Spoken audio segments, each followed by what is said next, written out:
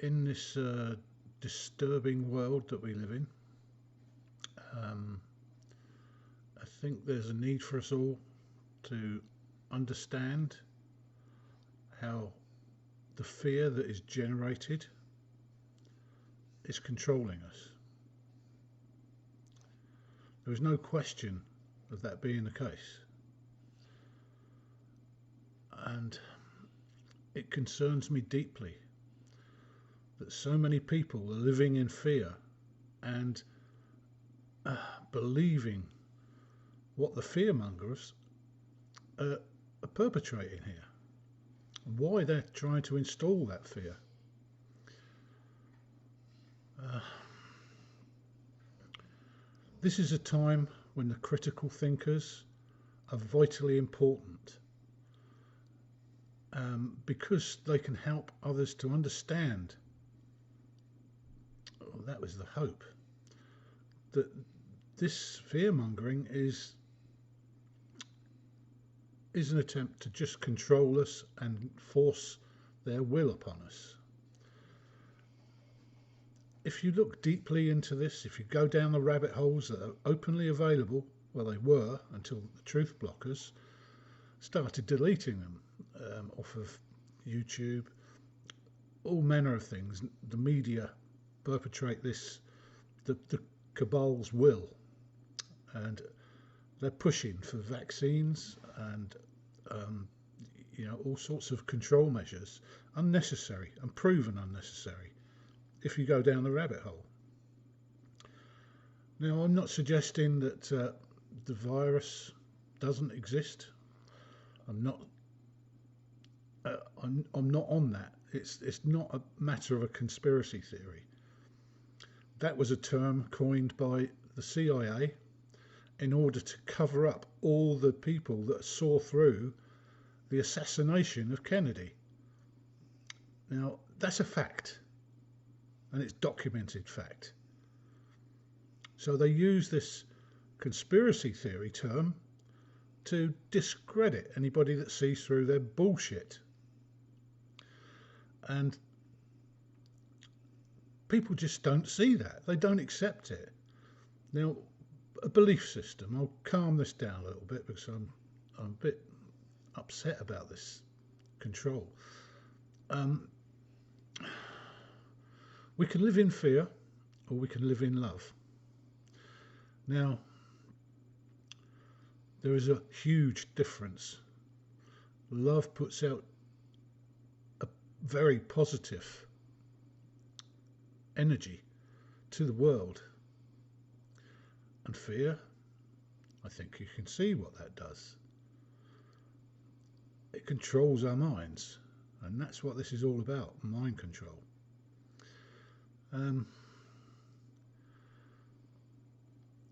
We need to understand this, and we need to come together, not just for ourselves, but for humanity, because it's vitally important. We have shifts coming up. The cabal are aiming for a great reset, and that's based on financial and genocide. The light workers, like myself and many others, we're normally all critical thinkers who see the lies and the deceit, read between the lines, and understand how people control us. And that is a fact. The 21st of December 2020, there is a global reset for the light workers. This is the solstice. This is the time when the energies switch from a masculine to feminine energy. And that is important because this world is dominated by masculine energy. It's the controlling aspect, where they're at free will now to control as they please, and they're doing so.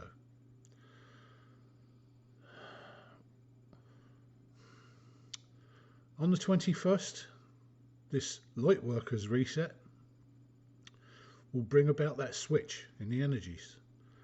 It will switch to a feminine energy. And that's vitally important for us all, every single one of us. Make no mistake, we can't keep living under this masculine energy of the cabal who want to control us. They want genocide. Look at things like the Georgia Guidestones, right? Now, you might find it difficult to find now because Google, which is part of their network, they're hiding things. You can't do it on searches. You have to go deeper. Use other search engines. DuckDuckGo is a good one. But even then, they've got their little blockers in to stop you finding stuff. But it's out there. What we all need to do is live in love. So that means peaceful resistance. If you go back to hippie days, right, it was all about peace and love, yeah? It's anti-war. This is World War III, the silent war that they predicted taking place right now. It's a war on humanity. And the people in control are the masculine energy of this world. And that's what we need to change. We need to stand together, come together in love, and fight this in the way that we can. It is possible to stop this. But we really do need to come together and understand how they're controlling us. Because if we don't, they win. The Georgia Guidestones, it's kind of like I think it was 1976. It was built and it predicts our future. And this is something that cabal have to do. They have to predict. They have to show us signs. And they've shown us thousands, and yet people can't see them. What they do is they show us the sign, they never remove it. Because as long as they've shown it, they're at liberty to do as they please. And if we accept things, they're at liberty to do as we please. They've removed almost every single human right. Now, why do you think they've done that? Look at it. You have no right to refuse anything. You have to accept everything. You just need to see that. To not see it is because of a belief system that you've set up. You believe what the media tell you. You believe what the government say. You believe everything. And so what that is, anything like a critical thinker put in a different worldview to you sets off cognitive dissonance in you. It's, if you relate it to religion, devout Christians, they couldn't agree with the theory of relativity. They couldn't agree about evolution because that's not what it says in the Bible. Now, how much evidence do you need? The cradle of civilization was in Sumer. And please look at this. It's the Anunnaki Kings 333. Watch that.